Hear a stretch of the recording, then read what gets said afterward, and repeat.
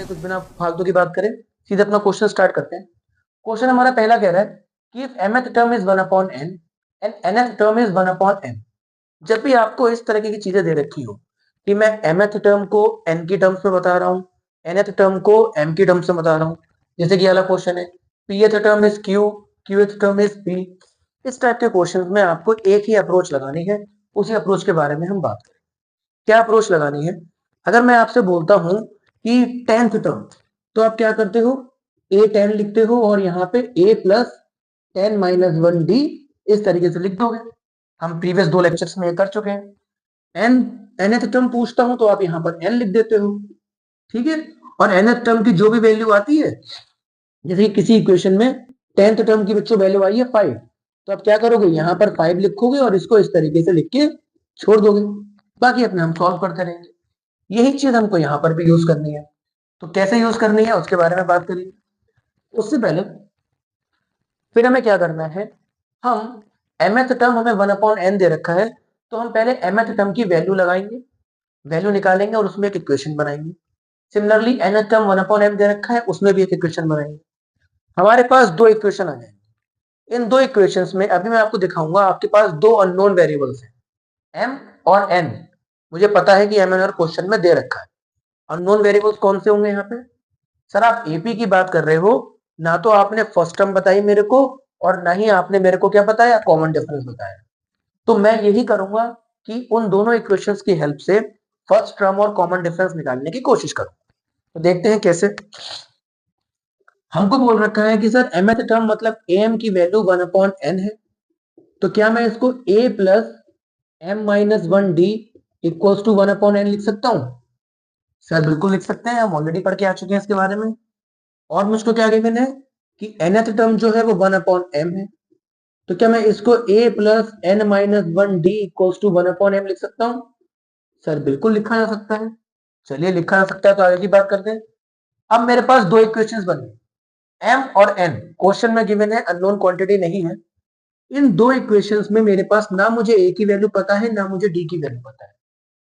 दो इक्वेशंस, दो वेरिएबल्स, तो क्या मैं यहाँ पे पेयर ऑफ लीनियर इक्वेशंस का कोई मेथड यूज कर सकता हूँ? सर बिल्कुल हो सकता है। आप यहाँ पे देखो, a के यहाँ पे कोफिशिएंट्स बराबर हैं, तो आप इजीली एलिमिनेशन मेथड यहाँ पे पुट कर सकते हो, सो यूज कर सकते हो। तो आप क्या करोगे, इक्वेशन नंबर 2 में से इक्वेशन नंबर 1 को माइनस करो। अब क्योंकि ये दिखने में थोड़ा सा उटपटांग है, तो आप सिंपल से एलएचएस में से एलएचएस को माइनस करके दिखा दो और आरएचएस में से आरएचएस को।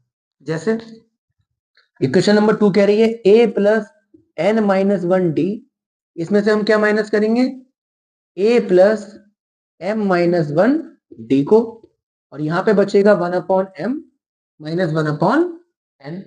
चलिए सॉल्व करते हैं आगे। यहां पर n माइनस 1d ऐसा का ऐसा रहा, साइन चेंज करा दोनों का बिकॉज आगे माइनस लगा हुआ है, और यहां पर हमारा बनेगा एलसीएम लेने के बाद mn और n माइनस m। चलिए बच्चों, a से मेरा a कट जाएगा। इन दोनों चीजों में मेरे पास क्या कॉमन आ रहा है? इन दोनों चीजों में मेरे पास d कॉमन आ रहा है, और मुझे d की ही वैल्यू निकालनी है। मैंने d कॉमन ले लिया, यहां बचा n माइनस 1, वहां बचा m माइनस 1। बट क्योंकि यहां पर बाहर माइनस साइन है, इन दोनों के साइन चेंज हो जाएंगे। m माइनस का हो जाएगा और 1 प्लस का हो जाएगा। माइनस 1 से प्लस 1 को हमने काट दिया। अब देखिए आगे, तो d into n minus m equals to n minus m upon m n. Easily हमारा n माइनस एम से n माइनस एम कटेगा और d की वैल्यू बच्चों आ जाएगी 1/mn। तो एक काम तो हमारा हो चुका है, हमने अपनी d की वैल्यू इजिली निकाल ली। तो अब क्योंकि आपने पेयर ऑफ लीनियर इक्वेशन में एक कॉन्सेप्ट पढ़ रखा है, तो इस पर हम फोकस नहीं करेंगे। एक बार एक वेरिएबल निकल जाता है तो हम उसकी वैल्यू किसी एक इक्वेशन में पुट करके दूसरे की वैल्यू निकालते हैं। Putting d equals to 1/mn in equation number 1। चलिए पुट कर दें, a plus m minus 1 into d. D की वैल्यू कितनी पुट करेंगे? 1/mn equals to 1/n।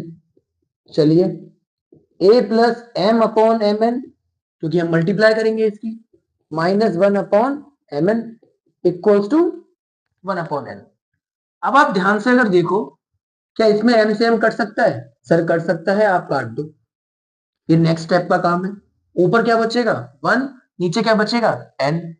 Sir यहाँ पर भी 1/n है प्लस का, यहाँ पर भी 1/n है प्लस का, तो आप इन दोनों को भी आपस में कैंसिल आउट कर सकते हो। बिल्कुल कर सकते हैं। तो जब इन दोनों को कैंसिल आउट कर दिया तो हमारे पास क्या बचा आंसर में?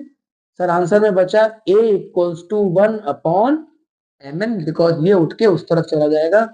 आपको आपकी पहली टर्म भी मिल गई, आपको आपका कॉमन डिफरेंस भी मिल गया। उसके बाद अब बात करते हैं कि मुझको क्या निकालना था, mnth टर्म। तो now amn is equals to a plus mn minus 1d। a की वैल्यू पुट करते हैं, d की वैल्यू पुट करते हैं, सॉल्व करने की कोशिश करते हैं। इन दोनों की मल्टीप्लाई होगी तो 1 बचेगा, इन दो बाकी 1 की मल्टीप्लाई से होगी तो ये बचेगा। ये दोनों फिर से आपस में कैंसिल आउट हो गए, जैसे ये कैंसिल आउट हो गए थे। और हमारे पास a mnth टर्म जो है वो कितनी आ गई, 1 के बराबर आ गई। तो इस तरीके से हम अपने इस टाइप के क्वेश्चंस को सॉल्व करें। ठीक, एक क्वेश्चन और देखेंगे ताकि आपको कॉन्सेप्ट और अच्छे से क्लियर हो जाए। अब देखो यहाँ पे pth और qth टर्म की बात कर रहे हैं, तो मैं थोड़ा सा इसको इजी बनाने के लिए, ताकि हम इसी में सॉल्यूशन कर सकें, यहाँ पे pth की जगह मैं लिख ले रहा हूं mth और q की जगह लिख ले रहा हूं n।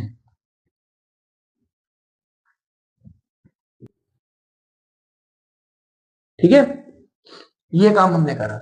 और nth टर्म को मैं मान ले रहा हूं कि मैं pth टर्म निकाल रहा हूं। चलिए अब थोड़ा सा काम मेरे लिए इजी हो जाएगा, कोई बड़ी बात नहीं।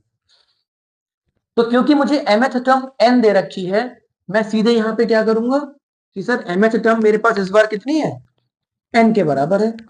तो कॉन्सेप्ट मेरा बिल्कुल सेम रहेगा। मैं उसी क्वेश्चन में इसलिए करके दिखा रहा हूं आपको, ताकि आपको समझ में आए कि कॉन्सेप्ट सेम रहेगा, भले क्वेश्चन अलग अलग है। और nth टर्म कितनी दे रखी है हमको, m। तो चलिए कर दिया।